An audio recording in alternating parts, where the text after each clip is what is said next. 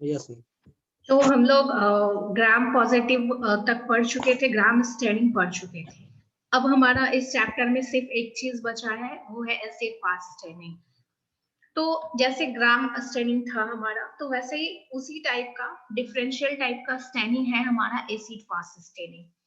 तो अब जो इसमें पास हो गया तो उसमें हम लोग ग्राम ग्राम पॉजिटिव बोल दिए थे इससे पहले ग्राम स्टेनिंग में, और जो फेल हो गया तो उसको ग्राम नेगेटिव बोल दिए थे।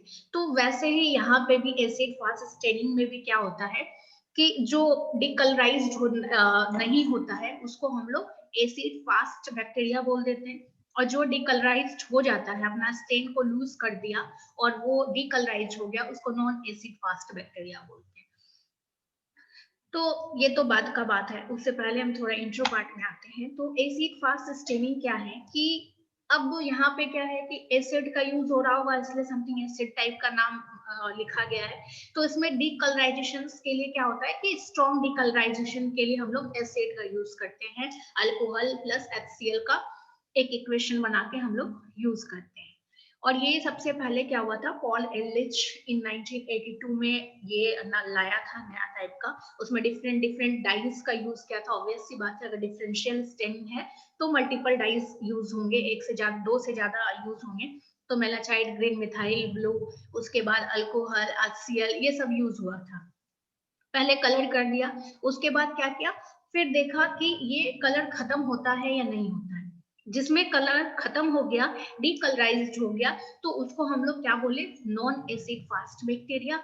और जो कलराइज्ड हुआ, जिसपे डीकलराइजेशन का कोई प्रभाव नहीं पड़ा, उसको हम लोग बोल दिए एसिड फास्ट बैक्टीरिया। फिर से बता रहे हैं कि जो बैक्टीरिया डीकलराइज्ड नहीं हुआ, जिसको हम स्टेन दिए, डिफरेंट डिफरेंट कलर दिए और वो वैसा ही कलर रह गया, बाद में उसको कितना भी हम रिमूव करने का कोशिश किए वो कलर नहीं रिमूव हुआ, तो वैसे बैक्टीरिया को हम लोग बोले एसिड फास्ट बैक्टीरिया। दूसरा एक कैटेगरी जिसको हम कलर किए, बट जैसे ही उसमें डीकलराइजर डाले, जैसे उसको रिमूव आउट किए डीकलराइजर के साथ, तो वो रिमूव आउट हो गया, उसका कलर चला गया, वो व्हाइट हो गया। उसके बाद फिर कोई और कलर दिए तो वो उस कलर का हो गया। तो वैसे एक बैक्टीरिया नॉन को एसिड हम लोग बोले non acid fast bacteria. Acid fast, non acid fast bacteria आप समझ गए? Yes ma'am. यस अब मैम। हाँ ठीक है। अब ये क्यों हुआ, क्यों ऐसा होगा कि कुछ बैक्टीरिया कलर हो जाएगा, कुछ नहीं होगा? तो ये एसिड फास्ट स्टेनिंग क्या था कि मेनली माइकोबैक्टीरिया क्लासेस के लिए किया गया। अब माइकोबैक्टीरिया में क्या था कि उसका जो ऊपर का जो था, उसका जो सेल वॉल था, वो मेनली क्या चीज का बना हुआ था, वैक्सी सब्सटेंस, इम्परमिएबल सब्सटेंस का बना हुआ है, वैक्स टाइप का सब्सटेंस का बना हुआ है, कि जिसको कोई भी चीज को छेद कर पाना, अंदर जाना मुश्किल था, या जो एक बार चला गया उसको वापस लौटना मुश्किल था। तो जो उस कैटेगरी में आए, एसिड फास्ट बैक्टीरिया के कैटेगरी में आए, वो हमारा कौन था, माइकोबैक्टीरियम कैटेगरी का बैक्टीरिया था। जो माइकोबैक्टीरियम नहीं था स्पीसीज, वो हमारा नॉन एसिड फास्ट बैक्टीरिया में आया। तो यहां तक आप समझ गए कि एसिड फास्ट बैक्टीरिया क्या है, जो डीकलराइज नहीं हुआ, डिफरेंट डिफरेंट कलर के बाद में डीकलराइज नहीं हुआ, दैट इज, हेलो बोलिए, शिवम, कौन शिवम? हाँ बोलो शिवम।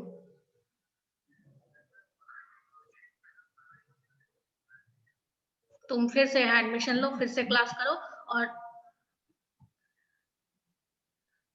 चलो मेरा क्लास चल रहा है, तुमसे हम बाद में बात करते हैं, ठीक है? अब मार्कशीट के लिए हम देखते हैं क्या होता है, ठीक।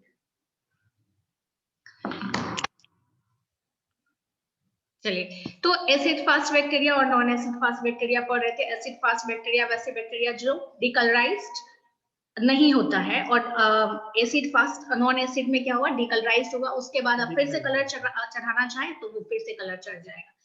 अब क्यों हुआ इसमें माइकोबैक्टीरिया हमारा एसिड फास्ट बैक्टीरिया आया, क्यों आया? इसका मेन प्रिंसिपल क्या है कि एसिड फास्ट बैक्टीरिया का जो प्रोसीजर है, इसका मेन क्या बोलते हैं, मेन प्रिंसिपल ये है कि जो माइकोबैक्टीरिया है उसका जो सेल वाल है उसमें बहुत ज्यादा वैक्सी सब्सटेंस है, वैक्सीलाइज सब्सटेंस बहुत ज्यादा है, लिपिड लेयर बहुत ज्यादा है, लिपिड टाइप का जो सब्सटेंस है वो बहुत ज्यादा है।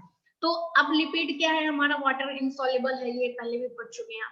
तो यहाँ पे क्या होता है कि जितने कलर डालेंगे, कलर डालते हैं, कलर में हम क्या डालते हैं जनरली, मेलाचाइट ग्रीन और मिथाइलिन ब्लू, ये तो पहले हम डालते थे, बट अभी जो नया आया है वो है हमारा झील निल्सन एसिड फास्ट स्टेनिंग के अंतर्गत ही आता है झील निल्सन स्टेनिंग। तो उसके बारे में पढ़ते हैं। तो झील निल्सन में क्या होता है, या इसमें भी एसिड फास्ट स्टेनिंग में क्या होता है, मेन प्रिंसिपल क्या है कि हम उसमें कलर डालते हैं और वैसा कलर इस्तेमाल करते हैं जो उसके लिपिड लेयर को पार कर जाए। सारा कोई वाटर सॉल्युबल नहीं है वो, तो हम क्या करते हैं, लिपिड सॉल्युबल डाई यूज करते हैं जो उसके लिपिड लेवल को पार कर जाए। और उसमें भी पार कराने के लिए क्या करते हैं, हीट भी कर देते हैं, हीट करेंगे तो जल्दी पार हो जाएगा। अब वो पार हो गया, अब उसके अंदर में चला गया, उसके साइटोप्लाज्म में चला गया, साइटोप्लाज्म में पूरा मिक्स हो गया सारा सेल्स का कलर, वो कलरफुल कर दिया, जो भी कलर हम दिए वो सारा कलरफुल कर दिया। ठीक है, यहाँ तक ठीक है। उसके बाद दूसरा स्टेप क्या बोला, कलर करके क्या करना है, डीकलराइज करना है। तो डीकलराइज करने के लिए क्या लिया, स्ट्रॉन्ग कोई डीकलराइजर लिया। स्ट्रॉन्ग डीकलराइजर के लिए क्या लेते हैं, HCl लेते हैं। कंसंट्रेशन HCl के साथ हम लोग क्या करते हैं कि अल्कोहल मिलाते हैं, दोनों को एक खास प्रोपोर्शन में मिला के डीकलराइजर का रूप देते हैं। तो अब जो ये डीकलराइजर है वो उसको जैसे ही आप उसके ऊपर डालेंगे, उस स्मेयर के ऊपर डालेंगे तो क्या होगा, कोई फर्क नहीं पड़ेगा। क्यों नहीं फर्क पड़ेगा, क्योंकि वहां पे जो उसका सेल वाल है वो क्या चीज का बना है, लिपिड्स का है, मेनली बहुत ज्यादा लिपिड्स वाला कंपोनेंट है उसमें, तो वो उसको पार नहीं कर पाता। अब उसको पार नहीं कर पाया तो उसको कोई फर्क नहीं पड़ रहा है, क्योंकि अंदर तो वो रेड है, उसको पार नहीं कर कर पा रहा है, तो उसको डिकलराइज ही नहीं कर पा रहा है। बाकी दूसरा स्टेन में जैसे ही ये जाएगा तो वो क्या करेगा, उसके सेल वॉल को इजिली पार कर जाएगा और उसको आराम से डिकलराइज कर देगा। जो पहले जो कलराइज हुआ है उसको आराम से डिकलराइज कर देगा। तो अब दो तरह का है, एक को तो पार नहीं कर पाया, वो जैसा रेड का रेड ही रह गया, दूसरे को क्या कर दिया, डिकलराइज करके व्हाइट कर दिया।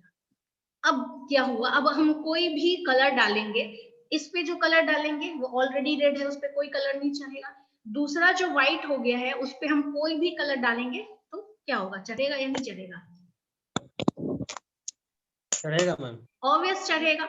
तो जो जिस पे कलर चढ़ गया व्हाइट के बाद, डिकलराइज होने के बाद जो चढ़ गया वो हमारा नॉन एसिड फास्ट बैक्टीरिया है, जिसपे कोई कलराइजेशन नहीं हुआ, जो पहला स्टेन वाला ही कलर रह गया वो हमारा एसिड फास्ट बैक्टीरिया है।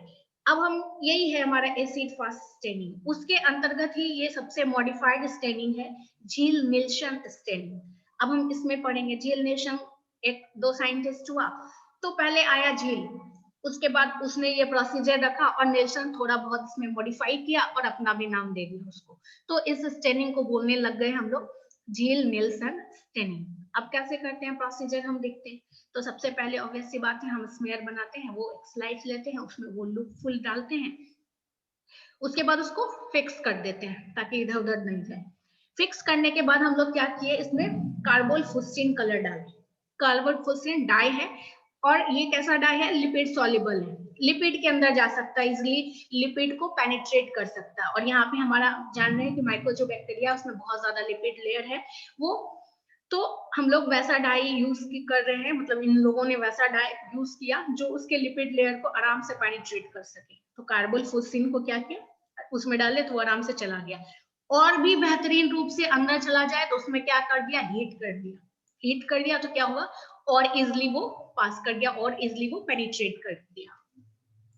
उसके बाद क्या किया, आफ्टर 5 मिनट्स उसको कलर को छोड़ने के बाद उसको टैप वाटर से धो दिया, बाकी जो भी एक्स्ट्रा स्टेनिंग था वो निकल गया। दोनों को हम ले रहे हैं, acid fast bacteria mycobacteria species ले रहे हैं, एक कोई भी बैक्टीरिया ले रहे हैं, दोनों में हम सेम प्रोसेस कर रहे हैं, इसमें भी और इसमें भी। इसमें भी हम कलर डाले, इसमें भी कलर डाले। इनिशियली दोनों में कलर एक जैसा है, डिफरेंस अभी कोई नहीं दिखा, क्योंकि इसमें भी लिपिड लेयर था तो आराम से चला गया, इसमें भी चला गया आराम से। उसके बाद क्या है कि अब हमको क्या करना है, डीकलराइज करना है। पहले तो कलर हो गया सारा, अब हमको डीकलराइज करना है। तो डीकलराइज करने के लिए हम लोग क्या किए, कोई भी एसिड लिए, सल्फ्यूरिक एसिड लीजिए या कोई भी हाइड्रोक्लोरिक एसिड लीजिए, कोई भी कलर लीजिए जो स्ट्रॉन्ग डीकलराइजर का काम कर रहा हो। अब उसको हम लोग क्या किए, डीकलराइजर लिए और 1 मिनट तक रखें। अब जैसे 1 मिनट तक आप रखेंगे इसको तो क्या होगा कि जो माइक्रोबैक्टीरिया है उसमें क्या है, लिपिड लेयर बहुत ज्यादा है, तो ये उतना जल्दी उसको पेनिट्रेट नहीं कर पाएगा, उसको डीकलराइज नहीं कर पाएगा। बट दूसरा वाला जो केस है, दूसरा वाला जो स्लाइड्स है, उसमें ये क्या करेगा, इजिली पेनिट्रेट करेगा और उसको डीकलराइज कर देगा। उसके बाद क्या करना है, वाटर से उसको रिमूव आउट कीजिए ताकि जो भी एसिड वाला पार्ट है वो बाहर निकल जाए, डीकलराइजर वाला पार्ट बाहर निकल जाए। उसके बाद जो आप विजुअल देखेंगे तो क्या दिखेगा, जो माइकोबैक्टीरिया वाला पार्ट था वो आपको रेड का रेड ही दिख रहा है, और दूसरा वाला जो है वो आपको व्हाइट दिख रहा है, वो टोटल डिकलराइज्ड हो गया। जो भी इसमें रेड कलर था, पिंक कलर था, डार्क पिंक कलर था, वो क्या हो गया, व्हाइट हो गया। यहाँ तक में किसी को कोई दिक्कत? No ma'am. उसके बाद अब क्या करना है, फिर से एक कलर करके देखना, डिफरेंशियल स्टेनिंग है तो एक कलर से काम नहीं चलेगा, फिर से हम कलर करके देखते हैं। तो हम क्या डालते हैं, मिथाइलिन ब्लू डालते हैं। तो अब मिथाइलिन ब्लू क्या करेगा, दोनों में मिथाइलिन ब्लू डालें, 30 सेकेंड्स के लिए छोड़े, फिर उसको वाटर से वॉश कर दिए। तो अब ये जो रेड कलर है उस पर मिथाइलिन ब्लू का कोई प्रभाव नहीं दिखेगा। इसलिए नहीं दिखेगा क्योंकि एक तो हम इसको 30 सेकेंड के लिए रख रहे हैं, दूसरा क्या है कि मिथाइलिन ब्लू उतना इजिली लिपिड्स के अंदर नहीं जाएगा। और दूसरा में क्या होगा, एक तो वो व्हाइट है और उसमें लिपिड लेयर उतना ज्यादा नहीं है, तो वो इजिली उसको वहां पे चला जाएगा और अपना ब्लू कलर दिखेगा। और पहला वाला जो माइकोबैक्टीरिया वाला रहेगा वो क्या रहेगा, सेम टू सेम पहले वाला कलर रहेगा, डार्क पिंक है तो डार्क पिंक रहेगा, रेड है तो रेड रहेगा। उसके बाद हम फिर जाके इसको माइक्रोस्कोप में देखते हैं, ये पूरा प्रोसेस को माइक्रोस्कोप में देखते हैं कि कौन सा बैक्टीरिया हमको रेड दिख रहा है, कौन सा बैक्टीरिया हमको ब्लू दिख रहा है। तो यही जो प्रोसेस है, यही है हमारा झील निल्सन स्टेनिंग। अब देखिए इसका कलरफुल में हम देखते हैं। देखिए पहला ये स्लाइड्स है, एक स्लाइड्स के एक लूप में लिया, उसमें कार्बोल फुस्सिन रख दिए। उसके बाद हम उसको थोड़ा हीट किए ताकि वो कलर हो जाए। कलर होने के बाद क्या हो जाए कि वो ज्यादा इजिली पेनिट्रेट कर जाए। उसके बाद हम क्या किए, इसमें डीकलराइज किए। जैसे ही डीकलराइज किए तो वो क्या हो गया, व्हाइट हो गया, व्हाइट दिखने लग गया। उसके बाद हम क्या किए, फिर से हम एक और डाई डाल रहे हैं, ब्लू, मिथाइलिन ब्लू। जो व्हाइट पार्ट है उसमें जो भी बैक्टीरिया अगर नॉन एसिड फास्ट बैक्टीरिया है तो वो क्या होगा, ब्लू हो जाएगा, और जो रेड वाला है वो रेड ही रह जाएगा, एसिड फास्ट बैक्टीरिया। तो ऐसा कुछ दिखेगा माइक्रोस्कोप के अंतर्गत कि जो यहाँ पे देखिए, इनिशियली दो तरह का बैक्टीरिया आपको दिख रहा है, एक रेड, एक लंबा वाला बैक्टीरिया है, एक गोल वाला। तो लंबा वाला जो है वो हमारा माइकोबैक्टीरिया है, एसिड फास्ट बैक्टीरिया है, और जो गोल वाला है वो नॉन एसिड फास्ट बैक्टीरिया है। ठीक है, तो इनिशियली जैसे आप उसको कार्बोल फोस्फीन से कलर किए तो सारा एक जैसा दिख गया, पिंक दिख गया या डार्क पिंक दिखा या रेड दिखा, एक जैसा दिख रहा है। अभी आपको कोई दिक्कत यहाँ तक?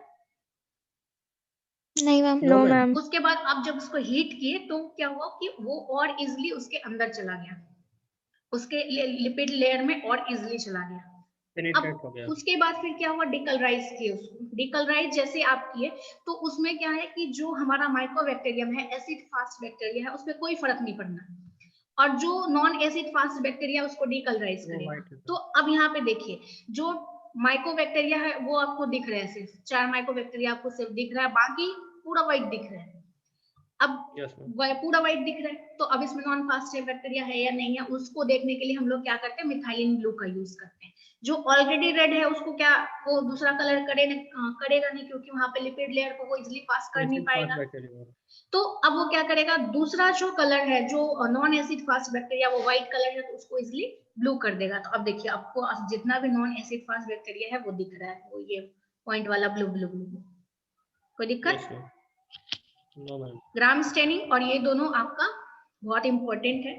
उसी तरह से है हमारा ईस्ट स्टेनिंग, ये उतना ज्यादा इंपॉर्टेंट नहीं है, बट जैसे उसको हम लोग करते हैं वैसे इसको भी करते हैं कि कोई भी पहले स्मीयर बनाते हैं, फिर डिफरेंट डिफरेंट डाई लेते हैं, फिर इमल्सिफाई करके उसको कवर स्लिप डाल के माइक्रोस्कोप के अंदर देखते हैं। कोई भी स्टेनिंग करना हो हम सेम प्रोसेस करते हैं, बट अकॉर्डिंगली हम वहाँ पे क्या बोलते हैं, डाई यूज करते हैं। एज एसओपी में जैसा दिया रहता है, जो प्रोसीजर में दिया रहता है, वैसे हम उसको फॉलो करते हैं। ठीक है, तो ये चैप्टर हमारा कंप्लीट हो गया है, और आपके लिए जो मोस्ट इंपॉर्टेंट है वो है Ziehl Neelsen staining and gram staining.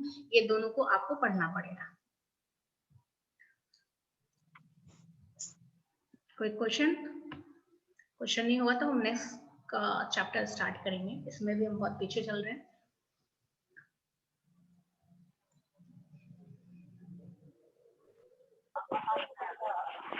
Ma'am एक बार ग्राम स्टेनिंग के बारे में बता दीजिएगा मैम, ग्राम क्लास नहीं हो पाया कर पाए थे। ग्राम स्टेनिंग क्या है कि सबसे पहले हमारा क्रिश्चियन ग्राम 1884 में ये लाया था। तो अब इसमें सेल का इसके हिसाब से जो पास कर गया वो क्या कहलाया, ग्राम पॉजिटिव बैक्टीरिया। जो पास नहीं कर पाया वो क्या कहलाया, हमारा ग्राम नेगेटिव बैक्टीरिया। तो अब इसका प्रोसीजर क्या है, मेनली हम प्रोसीजर में आते हैं। तो फर्स्टली क्या है कि कोई भी स्लाइड्स हमको पता नहीं है कि वो ग्राम पॉजिटिव है या ग्राम नेगेटिव है, हमको ये पता नहीं है कौन सा बैक्टीरिया ग्राम पॉजिटिव है, कौन सा बैक्टीरिया ग्राम नेगेटिव है। तो अब यहाँ पे हम क्या करते हैं कि फर्स्टली तो कोई भी बैक्टीरिया लिए, हम उसको फिक्सेशन किए, स्लाइड्स लिए, स्लाइड्स पे लूप लिए, उसको थोड़ा हिट किए, फिक्स किए। कवर स्लिप नहीं लगाएंगे क्योंकि कवर स्लिप लगाएंगे फिर आप स्टेन कैसे करेंगे, परमानेंट होने के लिए कवर स्लिप लगाते हैं। उसके बाद हम क्या किए कि क्रिस्टल वॉयलेट डाले दोनों पे 2 स्लाइड से हमारे पास, हमको बिल्कुल भी पता नहीं है कि ये ग्राम पॉजिटिव है या ग्राम नेगेटिव है या दोनों ग्राम पॉजिटिव है या दोनों ग्राम नेगेटिव है, हमको टेस्ट करना है।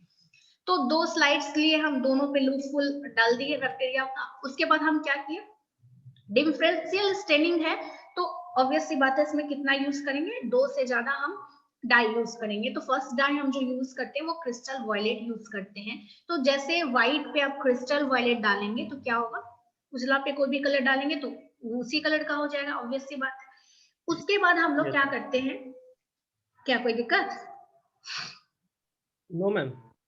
उसके बाद क्या करते हैं कि क्रिस्टल वॉयलेट डाल के फिर जितना बार भी हम कलर डालेंगे उसको थोड़ा देर के लिए छोड़ेंगे, विद इन सेकेंड्स, कुछ सेकंड 30 सेकेंड्स या किसी किसी को 1-2 मिनट के लिए भी छोड़ते हैं। तो अब उस सेकेंड्स के बाद क्या करेंगे, हर एक एक्टिविटी के बाद उसको हम लोग क्या करेंगे, वाटर के साथ रिंज करेंगे। उसके बाद हम क्या करते हैं कि आयोडीन ट्रीटमेंट करते हैं। तो क्रिस्टल वॉयलेट की जगह पे फिर उसको वाटर के साथ हटा दिए, वाटर के से धो दिए। उसके बाद जितना भी एक्स्ट्रा स्टेनिंग होगा वाटर के साथ निकल जाएगा, बट व्हाइट है तो वो क्रिस्टल वॉयलेट कलर का हो जाएगा। तो अब यहाँ पे क्या होता है कि आयोडीन ट्रीटमेंट करते हैं। तो आयोडीन ट्रीटमेंट करने के बाद क्या होता है कि आयोडीन क्या करता है कि जो भी रसायन वाला चीज है, उसका जो भी केमिकल वाला चीज है, उसको खत्म करके क्या करता है कि अपना वो कलर दे देता है, आयोडीन अपना कलर दे देता है। तो आयोडीन के कलर से वो क्या होता है कि वॉयलेट कलर का हो जाता है। उसके बाद हम क्या करते हैं कि डीकलराइजर का यूज करते हैं। जैसे इससे बाद वाला में अब किए झील निरीक्षण में डीकलराइजेशन का यूज किए, तो वैसे ही हम लोग यहाँ पे कलर को हटाने के लिए कोई भी चीज यूज करते हैं तो वहां पे वो एक रेशियो में आप यूज किए। तो जैसे क्या देखते हैं आप कि जो ग्राम पॉजिटिव है उसमें कोई फर्क नहीं पड़ा, लेकिन ग्राम नेगेटिव में वो डीकलराइजर हुआ। तो अब क्यों हुआ ऐसा, तो यहाँ पे भी सेम चीज है कि यहाँ पे वहां पे क्या है कि लिपिड लेयर बहुत ज्यादा हो रहा था, तो यहाँ पे भी पेप्टिडोग्लाइकेन जो है बहुत ज्यादा थिक लेयर में है, ग्राम पॉजिटिव में बहुत ज्यादा है। तो एक बार क्या होता है कि जैसे कलर अंदर तक चला गया तो डीकलराइजेशन उतना कम सेकंड्स में वो पूरा कलर को हटाना मुश्किल हो जाता है उसके लिए उतना कम समय में। लेकिन ग्राम नेगेटिव में वो थिन लेयर रहता है, काफी कम लेयर रहता है, तो उसको इजिली हटा देता है। हालांकि हम बहुत 1-2 घंटा के लिए नहीं छोड़ते, 1-2 घंटा के लिए छोड़ेंगे तो वो भी हट जाएगा, बट बहुत कम समय के लिए रखते हैं दोनों को। तो जिस हिसाब से वो ग्राम नेगेटिव का कलर डिकलराइज करता है उतना ये कलर इसका ग्राम पॉजिटिव में उतना में वो कोई इफेक्ट नहीं दिखा पाता है। उसके बाद हम क्या करते हैं, जैसे व्हाइट हो गया उसके बाद हम उसको सेफ्रानिन के साथ कॉन्ट्रास्ट स्टेन करते हैं, फिर से उसको स्टेनिंग करते हैं। तो जो व्हाइट है तो ऑब्वियस सी बात है वो सेफ्रानिन का कलर का हो जाएगा, डार्क पिंक कलर का हो जाएगा। तो लेकिन जो पहले से वॉयलेट है, वॉयलेट और डार्क पिंक में कोई खास ज्यादा अंतर नहीं है। तो अब ये क्या है कि सेफ्रानिन का कोई भी असर ग्राम पॉजिटिव पे नहीं पड़ता है। तो यही है हमारा ग्राम पॉजिटिव और दूसरा है ग्राम नेगेटिव। जो पहले डिकलराइज होके पिंक कलर देता है वो है हमारा ग्राम नेगेटिव, और जो as it is colour remaining शुरू से रह जाता है वो है हमारा ग्राम पॉजिटिव। उसके बाद हम क्या करते हैं कि इसको माइक्रोस्कोप में देखते हैं। तो आप जब रिजल्ट देखेंगे तो वो हमको क्या दिखता है कि पर्पल कलर का दिखता है या ब्लू कलर का दिखता है, और ग्राम नेगेटिव क्या है हमारा पिंकिश कलर में दिखता है, रेड पिंकिश कलर में दिखता है। Okay, yes ma'am. Staining procedure लिखने के लिए आपको एग्जाम में जरूर आएगा, झील निल्सन या ग्राम पॉजिटिव में से कोई एक। कोई कंफ्यूजन के नहीं को? No, ma'am. No, ma'am. Okay, तो जो भी इस टाइप की चीजें हैं वो क्या है, हमारा फैमिली प्लानिंग के अंतर्गत आता है। तो अब क्या है कि डेमोग्राफी क्या है कि एक तरह का साइंस है, जैसे एपिडेमियोलॉजी पढ़ रहे थे आप, वो भी एक तरह का साइंस है, जिसमें कि आप क्या पढ़ रहे थे एपिडेमियोलॉजी में, क्या पढ़ रहे थे बताइए आप लोग, क्या पढ़ रहे थे एपिडेमियोलॉजी में, क्या पढ़े हैं? बहुत दिन तक पढ़े एपिडेमियोलॉजी भी हम लोग, क्या पढ़े हैं? हमारे बॉडी के इम्यूनिटी के बारे में, मतलब एपिडेमियोलॉजी में हम लोग मेनली क्या पढ़े हैं, डिजीज के बारे में, कैसे डिजीज हो डिजीजेस रहा एंड है, ऑल, डिजीज और को उससे कैसे फाइट और बचाव करने कर का। सकते हैं, मतलब टोटल डिजीज के बारे में हम पढ़े हैं, spread and control of disease, यही पढ़े हैं हम लोग। कंट्रोल में फिर हमारा इम्यूनिटी वाला कैसे वैक्सीन आ रहा था, इम्यूनिटी नहीं आ रहा था, वैक्सीन आ रहा था। तो ये है एपिडेमियोलॉजी हमारा। वैसे ही है हमारा डेमोग्राफी, ये भी एक तरह का साइंस है जो पॉपुलेशन रिलेटेड है, उसमें हम टोटल एस्पेक्ट पढ़ते हैं पॉपुलेशन के बारे में, कुछ भी बातें अगर पॉपुलेशन के बारे में हो रहा है तो वो है हमारा डेमोग्राफी, चाहे वो पॉपुलेशन प्रोग्रेस के बारे में हो रहा है, कोई भी आदमी मर रहा है फैमिली में, वो हो रहा है, फैमिली है तो कहीं ना कहीं इनडायरेक्टली वो कहाँ से रिलेटेड है, पॉपुलेशन से रिलेटेड है। आप भी हैं, आपके घर में 10 लोग हैं, वो पॉपुलेशन से रिलेटेड है। फैमिली में अगर बर्थ हुआ तो वो क्या बढ़ा रहा है, पॉपुलेशन बढ़ा रहा है, आपकी फैमिली का भी और पूरे इंडिया का भी। तो कितना बच्चा स्कूल जा रहा है, कितना एजुकेशन है, टोटली जो भी स्टडी कर रहे हैं पॉपुलेशन से रिलेटेड, वो क्या है हमारा डेमोग्राफी है। यहाँ तक में कोई दिक्कत किन्हीं को? No, ma'am. उसके No, बाद ma'am. मोस्ट इम्पोर्टेंट क्या है, डेमोग्राफिक साइकिल। कभी कभी एग्जाम में आपको पूछता है कि राइट अबाउट डेमोग्राफिक साइकिल। तो डेमोग्राफिक साइकिल क्या है, तो हमारा जो पॉपुलेशन बढ़ते रहता है, कभी घट जाता है कभी बढ़ता है, तो यही चीज को स्टडी करना है। ये जो बढ़ने घटने वाला चीज है ये कंटिन्यू चलते रहता है, इसको ही हम लोग बोलते हैं डेमोग्राफिक साइकिल। तो अब यहाँ पे क्या है कि पहले के जमाने में क्या होता था, अभी के जमाने में क्या हो रहा है, तो कुछ ना कुछ वो पॉपुलेशन रिलेटेड है, कैसे है वो हम जानते हैं। तो हमारा डेमोग्राफिक साइकिल का फर्स्ट स्टेज जो है वो क्या है, स्टेशनरी फेज। स्टेशनरी मतलब स्थिर, है ना, रुका हुआ। हाँ स्थिर। तो इसमें क्या होता था कि जैसे 1920 में, हमारा देश जब 1920 में था, तो थोड़ा सोचिए क्या होगा हमारा देश का, एजुकेशन लेवल बहुत कम होगा, गरीबी होगा, मतलब इस टाइप का चीज होगा 1920 में हमारा, है ना, उतना कॉन्ट्रासेप्शन मेथड नहीं होंगे, बर्थ कंट्रोल प्लान नहीं होगा, तो और उसके बाद इतना चीज तो नहीं होगा, उसके साथ क्या होगा, मेडिकल सर्विसेज नहीं होंगे, डॉक्टर्स इतने नहीं होंगे, इतने स्पेशलाइज्ड हॉस्पिटल्स नहीं होंगे, तो क्या होगा, ना बर्थ होगा ना डेथ, मतलब बर्थ भी दोनों होगा, और डेथ दोनों होगा, लेकिन दोनों एक दूसरे को कैंसिल कर देगा। दोनों होगा, हाँ। तो हॉस्पिटल्स उतना बढ़िया नहीं है, तो अब वहां पे क्या हो रहा है कि दोनों चीज होगा, दोनों एट अ टाइम होगा, उतना ही बर्थ होगा, एजुकेशन की कमी है, उतना ही बर्थ होते रहेगा, उतना बर्थ रेट उतना ही होगा, ऊपर से क्या है कि हॉस्पिटल नहीं है, बच्चे भी मरेंगे, माँ भी मरेगी, तो मोर्टेलिटी रेट भी बहुत बढ़ रहा है, माँ बच्चे के साथ क्या दूसरा पॉपुलेशन भी मर रहा है, एक कम्युनिकेबल डिजीज हुआ, कोई प्रिवेंटिव मेजर नहीं, पूरा गांव उड़ गया। तो अब यहाँ पे क्या है कि पॉपुलेशन स्टेशनरी फेज में रहता है, आदमी मरे आदमी जन्म ले कोई फर्क नहीं पड़ रहा, क्योंकि दोनों एक साथ हो रहा है। तो फर्स्ट स्टेज में क्या है, स्टेशनरी फेज में रह गया, पॉपुलेशन ग्रोथ स्टेशनरी फेज में रह गया, और ये हमारा लगभग 1920 के लगभग में हमारा देश का ये फेज था। कोई दिक्कत यहाँ पे? No, ma'am. फिर सेकेंड फेज में क्या है, एक्सपेंडिंग स्टेज हो गया। एक्सपेंडिंग स्टेज क्या हो गया कि अब थोड़ा क्या है कि डॉक्टर सब आदमी जागरूक हो गया, हॉस्पिटल्स थोड़े बढ़ने लग गए, बहुत तो नहीं बट थोड़े होने लग गए। तो सेकेंड स्टेज में क्या है कि डेथ रेट तो कम होने लगा, मॉर्टेलिटी रेट चाहे वो चिल्ड्रन का हो, बच्चे का हो,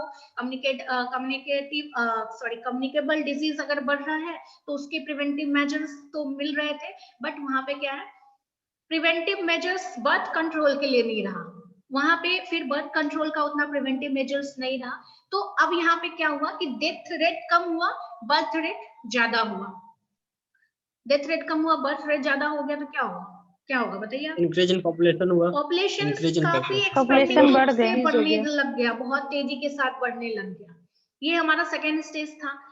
थर्ड स्टेज में क्या हुआ कि लेट एक्सपेंडिंग स्टेज है, मतलब एक्सपेंड तो कर रहा है बट थोड़ा धीमे मात्रा में कर रहा है। वो ग्रोथ कर रहा है, पॉपुलेशन ग्रोथ हो रहा है हमारे देश का अभी भी, जो अभी का कंडीशन है।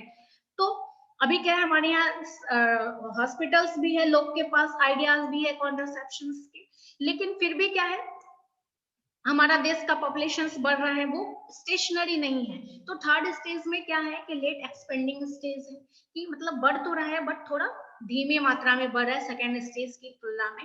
तो अब यहाँ पे क्या है कि डेथ रेट कम हो रहा है, मोर्टेलिटी रेट काफी कम हो गया, बच्चों का भी कम हो गया है, माँ का भी कम हो गया, दूसरा डिजीज के कारण भी लोग कम मर रहे हैं। लेकिन अब यहाँ पे क्या है कि बर्थ रेट भी कम है, ऐसा नहीं है कि बर्थ रेट भी बहुत ज्यादा है।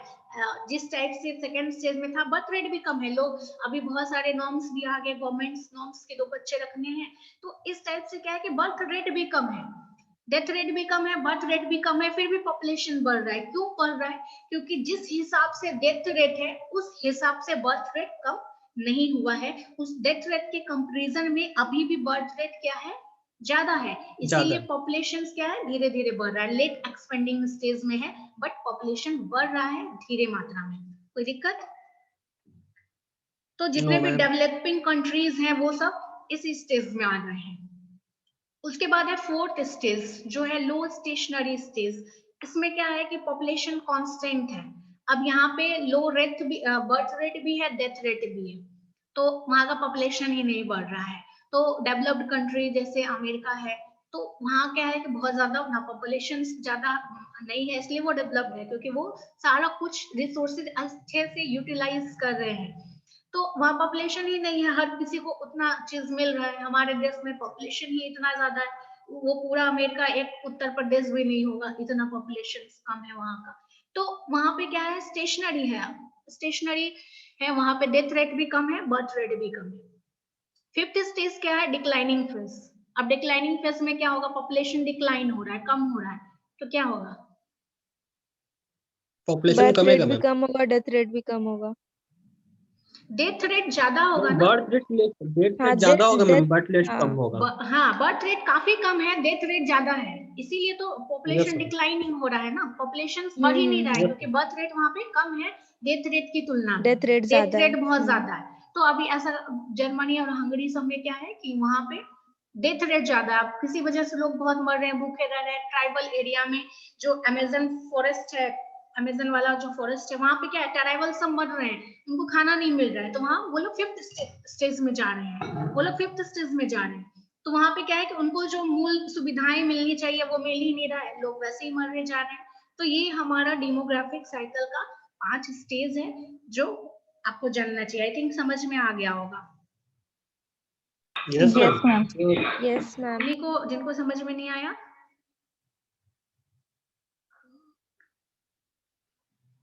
एक बार फिर से बता दें कि पहला स्टेशनरी स्टेज में क्या है, बर्थ रेट भी ज्यादा है, डेथ रेट भी ज्यादा है, दोनों एक समान तेजी से बढ़ रहा है, तो दोनों एक दूसरे को कैंसिल कर रहा है, लोग जन्म भी रहे, लोग मर भी रहे। 10 आदमी जन्म लिया, 10 आदमी मर गया, माइनस कितना, दोनों को माइनस करोगे, 0, कांस्टेंट हो गया। कांस्टेंट हो गया, जीरो स्टेशनरी फेज में आ गया।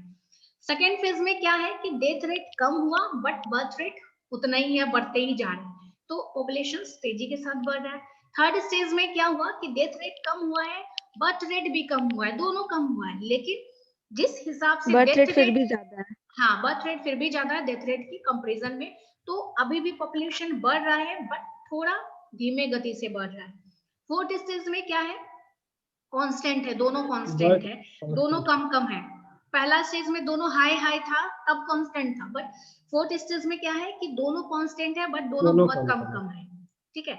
और फिफ्थ स्टेज में डिक्लाइनिंग है, बर्थ रेट की तुलना में डेथ रेट ज्यादा है, तो ये ज्यादा हमारा हो रहा है। डेमोग्राफिक साइकिल है। तो इससे क्वेश्चंस आते हैं। उसके बाद है हमारा मेन है कॉन्ट्रासेप्टिव्स, मेथड ऑफ कॉन्ट्रासेप्शंस। तो फर्टिलिटी है, तो जो भी एबिलिटी है चाइल्ड प्रोड्यूस करने का, डेट इज फर्टिलिटी, उसको ही हम लोग फर्टिलिटी बोलते हैं, या फर्टिलिटी रेट जब पूछा जाता है तो हम लोग कितने बच्चे बोर्न हुए, एक कपल्स को पर कपल्स कितने बच्चे बोर्न हो रहे हैं, तो वो मेजर करता है फर्टिलिटी रेट। ये डिफरेंट डिफरेंट चीज पर डिपेंड करता है, age of marriage, duration of married life, spacing of children, education, ये सब आप समझ गए होंगे। किन्हीं को कोई दिक्कत है फर्टिलिटी में? जिनका उम्र बहुत कम उम्र में शादी हो गया, 18 में हो गया, अगर कॉन्ट्रासेप्शन मेथड नहीं लिए तो ऑब्वियस सी बात है बहुत ज्यादा बच्चे होंगे, और बहुत लेट से हुआ तो उनका वैसे ही फर्टिलिटी पावर कम हो गया, 35 के बाद हुआ तो 1-2 बच्चे ही होंगे। तो ये सब चीज, ड्यूरेशन कितना दिन मैरिड लाइफ चल रहा है, आजकल लोग क्या कर रहे हैं, मैरिड लाइफ चलाने से पहले तलाक हो जा रहा है, तो ड्यूरेशन कम हो रहे हैं मैरिड लाइफ के। तो ये सब चीज है, वो सब आप खुद पढ़ेंगे।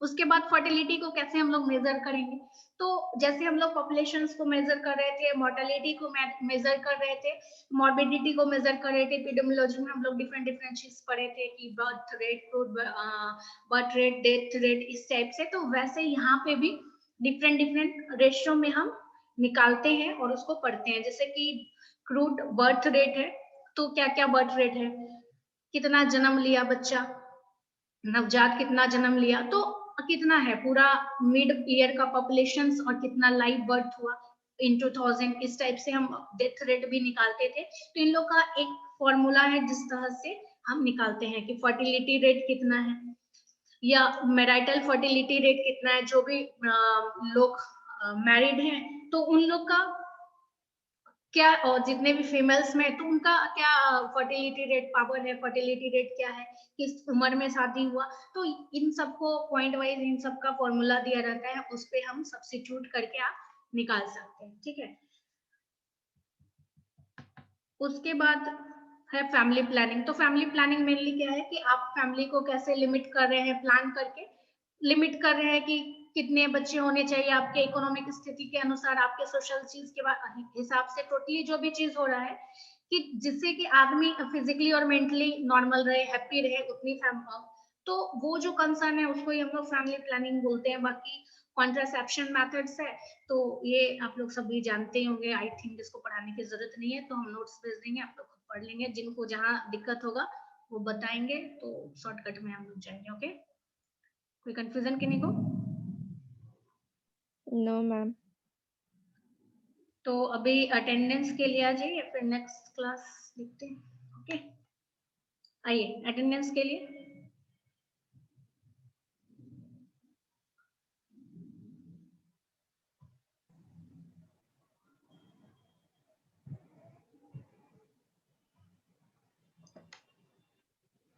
ओके, आप लीव कर सकते हैं, आज का सेशन यहीं पे एंड करते हैं।